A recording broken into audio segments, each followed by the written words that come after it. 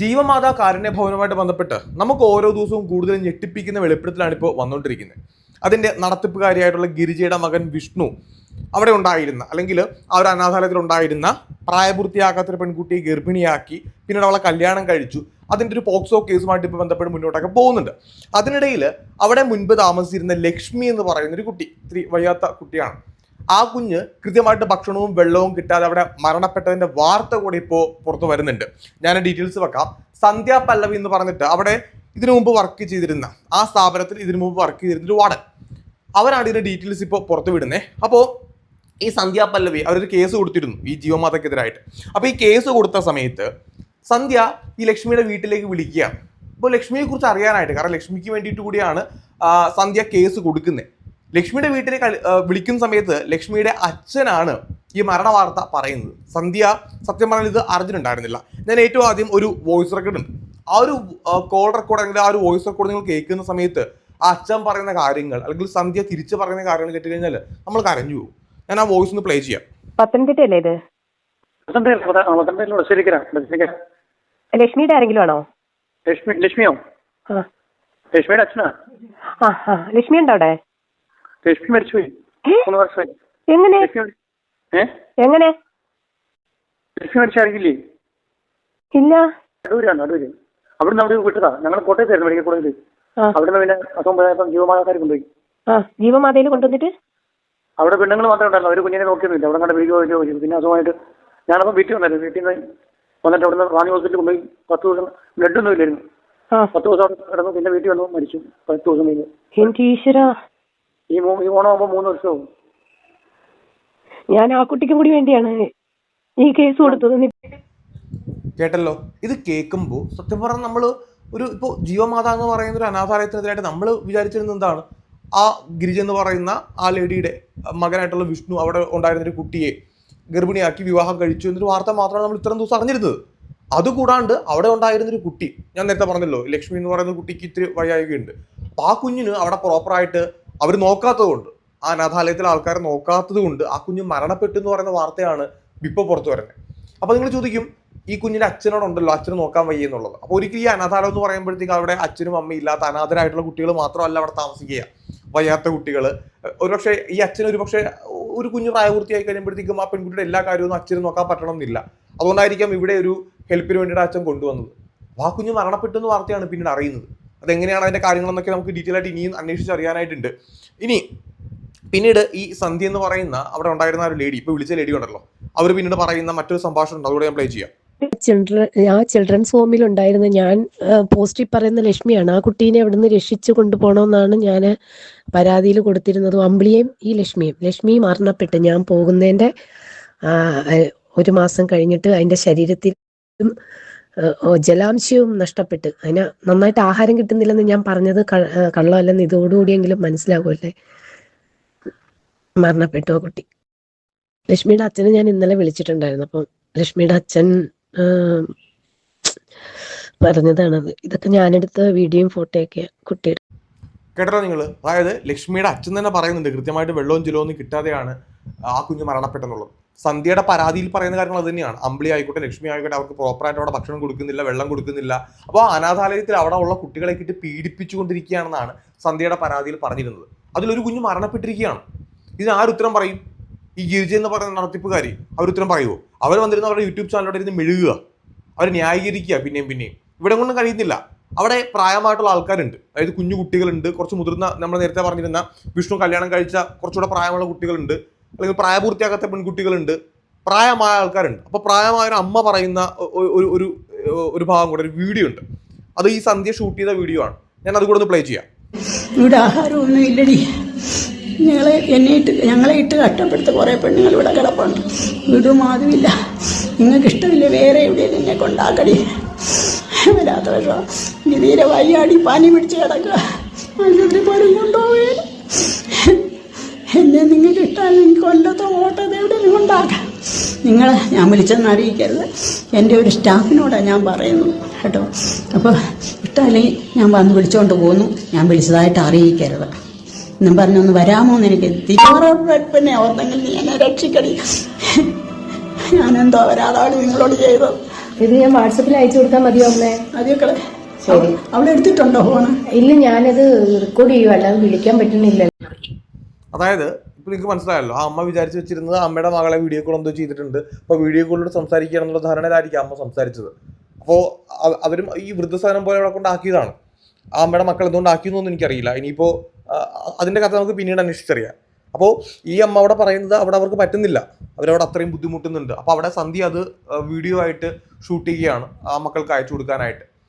അപ്പോൾ ഇതിനൊക്കെ ഈ ഗിരിജ എന്ന് പറയുന്ന ലേഡി അല്ലെങ്കിൽ വിഷ്ണു എന്ന് പറയുന്ന മകൻ നിങ്ങൾ തന്നെ ഉത്തരം പറയണം. കാരണം നിങ്ങളുടെ സ്ഥാപനത്തിലുള്ള ആൾക്കാരാണ് ഈ പറയുന്നത്. നിങ്ങളുടെ അവിടെ വർക്ക് ചെയ്ത സന്ധ്യ എന്ന് പറയുന്ന ലേഡി, അല്ലെങ്കിൽ ആ സ്ഥാപനത്തിൽ നിന്ന് പുറത്തിറങ്ങുന്ന ഓരോ ആൾക്കാരും. അവിടെ നമ്മൾ കഴിഞ്ഞ ദിവസം ഒരു വീഡിയോ ചെയ്തപ്പോൾ അതിനകത്ത് വ്യക്തമായിട്ട് പറഞ്ഞിട്ടുണ്ടായിരുന്നു, ആ കുട്ടി, അതായത് ഇപ്പോൾ ഈ ഗർഭിണിയായിരുന്ന വിഷ്ണുവിൻ്റെ കൂടെ ഭാര്യ, ആ കുട്ടിയുടെ കൂടെ ഉണ്ടായിരുന്ന മറ്റൊരു പെൺകുട്ടി നടത്തിയ വെളിപ്പെടുത്തൽ നമ്മൾ കേട്ടതാണ്. ഒരു സോപ്പ് എടുത്ത് 10 രൂപയുടെ ഒരു കുഞ്ഞു സോപ്പ് എടുത്ത് 2 മുറിച്ച് 15 ദിവസം ഉപയോഗിക്കുന്നു പറയുക, 1 രൂപയുടെ ഷാമ്പു കൊടുത്തിട്ട് കുറേ ദിവസം ഉപയോഗിക്കാൻ വേണ്ടി പറയുക, കൃത്യമായിട്ട് ആഹാരമില്ല, വെള്ളമില്ല. ഇതൊക്കെ അവിടെയുള്ള കുട്ടികളാണെങ്കിലും മുതിർന്ന ആൾക്കാരാണെങ്കിലും അനുഭവിച്ചുകൊണ്ടിരിക്കുകയാണ്. ഇപ്പോൾ ഒരു അമ്മ പറയുന്നതാണ് നമ്മളിപ്പോൾ കേട്ടോണ്ടിരിക്കുന്നത് അല്ലേ. അവിടുന്ന് പുറത്തിറങ്ങിയ സന്ധ്യയാണ്, അവിടെ ജോലി ചെയ്തിരുന്ന സന്ധ്യയാണ് ഇപ്പോൾ ആ സ്ഥാപനത്തിനെതിരായിട്ട് കേസ് കൊടുത്തിരിക്കുന്നത്. അപ്പോൾ ആ സ്ഥാപനത്തിന്റെ ക്രെഡിബിലിറ്റി എന്താണ്, അവരവിടെ എന്തൊക്കെയാണ് ചെയ്തുകൊണ്ടിരിക്കുന്നത്, അവിടെ താമസിക്കുന്ന ഓരോ ആൾക്കാരുടെയും പേരിൽ ഒരുപാട് ഫണ്ട് വാങ്ങിക്കുന്നുണ്ട്. ഇനിയിപ്പോൾ ഈ ഗിരിജ എന്ന് പറയുന്ന ലേഡി ഉണ്ടല്ലോ, ആ ലേഡിയുടെ അയൽവാസിയായിട്ടുള്ള മറ്റൊരു സ്ത്രീ ഈ വിഷയമായിട്ട് ബന്ധപ്പെട്ട് വെളിപ്പെടുത്തൽ നടത്തുന്നുണ്ട്. ഞാൻ അതുകൊണ്ട് പ്ലേ ചെയ്യാം. ഈ പറഞ്ഞ ഗിരിജ സത്യം പറഞ്ഞ ഒരു 3 സെന്റ് സ്ഥലം പോലും അത്രയും ഉണ്ടെന്ന് പറയാൻ പറ്റില്ല. അത്രയും അങ്ങനെ പറഞ്ഞോളൂ, ശരി, 3 സെന്റ് സ്ഥലം ഒരു വീടും ഉണ്ടെന്ന് പറയാം. അപ്പോൾ അത് മാത്രമുള്ള സാമ്പത്തിക സ്ഥിതിയുള്ള ഈ പറഞ്ഞ ഗിരിജ എങ്ങനെയാണ് സ്വന്തമായിട്ടൊരു സ്ഥാപനം തുടങ്ങുന്നത്? അതും പോട്ടെ, ഇപ്പൊ അവർക്ക് എത്ര വസ്തുക്കൾ ഉണ്ടെന്ന് അറിയാവോ? എത്ര വസ്തുക്കൾ അവരുടെ പേരിൽ അവര് സ്ഥാപനം തുടങ്ങുന്നെങ്കിൽ ആ ചാരിറ്റിയുടെ പേരിലായിരിക്കണം അവർ വാങ്ങിക്കാൻ. ആ ചാരിറ്റി എന്നുള്ളത് ആ ചാരിറ്റിയുടെ പേരിൽ വാങ്ങിച്ചിട്ട് അവരവിടെ ഒരു സ്ഥാപനം തുടങ്ങി. അവരുടെ പേരിലാണ് അവർ വാങ്ങിച്ചിരിക്കുന്നത്. അതും പോരാഞ്ഞിട്ട് അവർ പലയിടങ്ങളിലും വീടും വസ്തുവും വാങ്ങിച്ചു കൂട്ടി. പത്തനാപുരത്ത് തന്നെ 2-3 ഇടങ്ങളിൽ അവർക്ക് വീടുകളുണ്ട്. അത് തെളിവ് സഹിതം ഞാനത് പ്രൂവ് ചെയ്യാം. ഇനി വരുന്ന വീഡിയോയിൽ ഞാനത് പ്രൂവ് ചെയ്യാം. പിന്നെ രണ്ടാമത്തെ കാര്യം, ഈ ചാരിറ്റി നടത്തുന്നവർക്ക് എങ്ങനെയാണ് ഇത്ര സമ്പാദ്യം ഉണ്ടാകുന്നത്? അത് നമ്മളൊന്ന് ആലോചിക്കേണ്ട കാര്യമല്ലേ. ഈ ചാരിറ്റി നടത്തുന്ന വ്യക്തികൾക്ക് എങ്ങനെയാണ് ഇത്ര സമ്പാദ്യം ഉണ്ടാവുന്നത്? അവർക്ക് എവിടെ നിന്നാണ് ഇത്രയ്ക്കും പൈസ? കാരണം അവർ ചാരിറ്റി ചെയ്യുന്നത് പിന്നെ അവിടെയുള്ള പാവങ്ങൾക്കും അച്ഛനും അമ്മയും ഇല്ലാത്ത കുട്ടികൾക്കില്ല, അവർക്ക് വേണ്ടി ഉപകരിക്കാതെ, അവർക്ക് വേണ്ടി നാളത്തേന് മാറ്റി വെക്കാതെ സ്വന്തം കാര്യങ്ങൾ അതെടുത്ത് ചെലവ് നടത്തുന്ന ചാരിറ്റികളും എല്ലാവരും ഒന്നും അങ്ങനെ ചെയ്യുന്നു പറയുന്നില്ല, പക്ഷെ ഇവര് അങ്ങനെ ചെയ്തതിന്റെ ഫലമായിട്ടാണ് ഇവർക്ക് ഇത്രയും വസ്തുക്കൾ ഇപ്പോൾ ഉണ്ടായത് തന്നെ.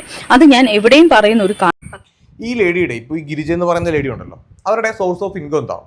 അവർക്ക് എന്തെങ്കിലും ജോലി ഉണ്ടോ വേറെ? ഇപ്പോൾ ഈ ഒരു ട്രസ്റ്റ് നടത്തുക അല്ലെങ്കിൽ ഈ ഒരു ചാരിറ്റി നടത്തുകയാണ്, അതിനപ്പുറത്തേക്ക് അവിടെ 70ഓളം അന്തേവാസികളുണ്ടെന്നാണ് പറയുന്നത്. 70ഓളം ആൾക്കാർ താമസിക്കുന്നുണ്ട്.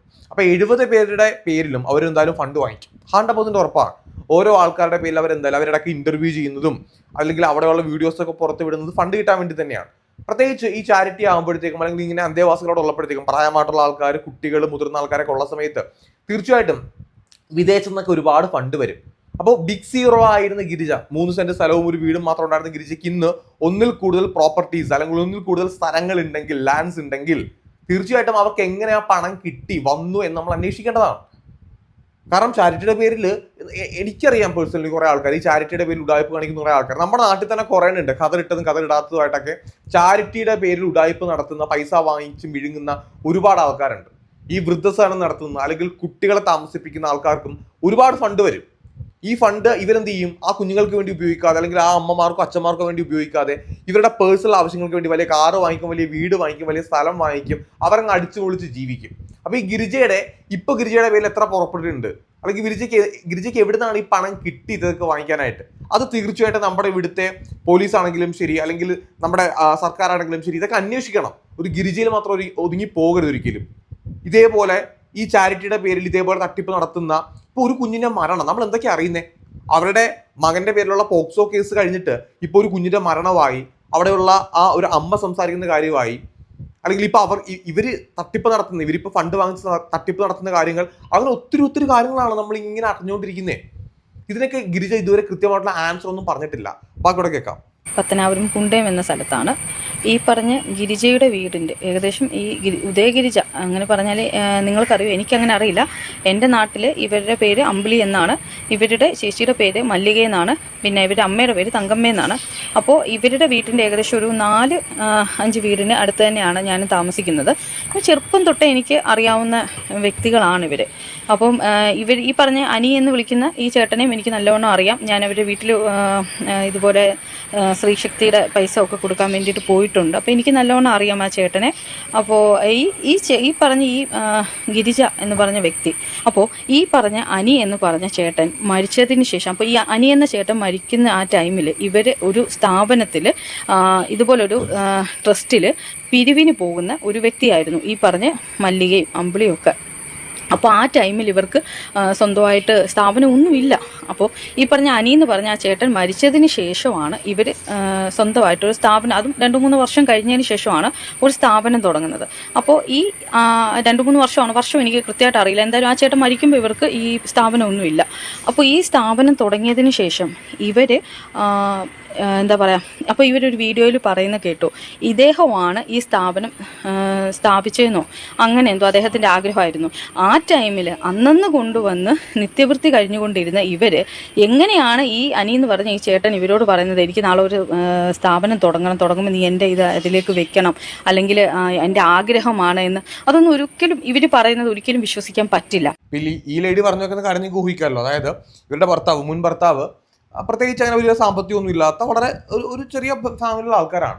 അപ്പോൾ അയാൾ ഒരിക്കലും ഇതേപോലെ ഒരു ചാരിറ്റി അല്ലെങ്കിൽ ഇങ്ങനെ ഒരു സ്ഥാപനം തുടങ്ങണമെന്ന് അയാൾക്ക് കാരണം അയാൾ അതിനെപ്പറ്റി ചിന്തിക്കത്ത് പോലും ഇല്ലായിരിക്കാം. അയാൾ ഉണ്ടായിരുന്ന സമയത്ത് ഇങ്ങനൊരു സ്ഥാപനം സ്റ്റാർട്ട് ചെയ്തിട്ടുമില്ല. അപ്പോൾ ഈ ഗിരിജ എന്ന് പറയുന്ന ലേഡി അവരവരുടെ പേര് മാറ്റി. അപ്പോൾ ഇങ്ങനൊരു സ്ഥാപനം എന്തുകൊണ്ട് സ്റ്റാർട്ട് ചെയ്ത്, എന്തിൻ്റെ ബേസിൽ സ്റ്റാർട്ട് ചെയ്യുന്നൊരു ചോദ്യമോടാണ്. അതിനുള്ള ഉത്തരം ഈ ഒരു വീഡിയോ ഒക്കെ നമുക്ക് കിട്ടുന്നുണ്ട്.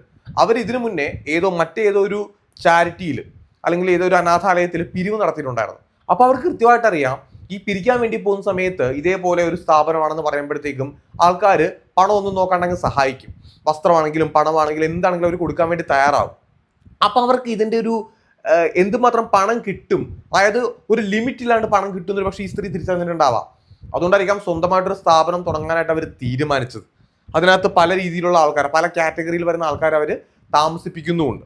അപ്പോൾ തീർച്ചയായിട്ടും ഇതിൻ്റെ ഈ ഗിരിജയ്ക്ക് ഇപ്പോൾ എത്ര ഇൻകം ഉണ്ട്, ഗിരിജയുടെ പേരിൽ എത്ര പ്രോപ്പർട്ടി ഉണ്ട്, ഗിരിജയുടെ സോഴ്സ് ഓഫ് ഇൻകം വേറെ എന്താണ്, ഇപ്പോൾ ഈ അനാഥാലയം നടത്തുന്നതല്ലാണ്ട് അവർക്ക് വേറെ എന്തെങ്കിലും പണിയുണ്ടോ, ബിസിനസ് ഉണ്ടോ, ഇതൊക്കെ നമ്മൾ അന്വേഷിക്കേണ്ട കാര്യം തന്നെയാണ്. കാരണം ഒരു പോക്സോ കേസിൽ മാത്രം ഒതുങ്ങി നിൽക്കുന്ന, പോക്സോ കേസ് എന്ന് പറയുന്നത് എത്ര വലുതാണ് നമുക്ക് എല്ലാവർക്കും നന്നായിട്ട് അറിയാം, അതിൽ മാത്രം ഒതുങ്ങി നിൽക്കുന്ന ഒരു കേസല്ല ഇത്. ഇവരെക്കുറിച്ച് കൂടുതലായിട്ട് അന്വേഷിക്കേണ്ടത് നമ്മുടെയും കൂടെ ആവശ്യമാണ്. കാരണം ഈ ഗിരിജയെ പോലെ ഒരുപാട് ലേഡീസ് നമ്മുടെ ചുറ്റും ഇങ്ങനെ ഉണ്ട്. അപ്പോൾ എന്തായാലും സത്യം തെളിയട്ടെ, കൂടുതൽ സത്യങ്ങൾ എന്തായാലും ഇനി പുറത്ത് വരികയും ചെയ്യട്ടെ.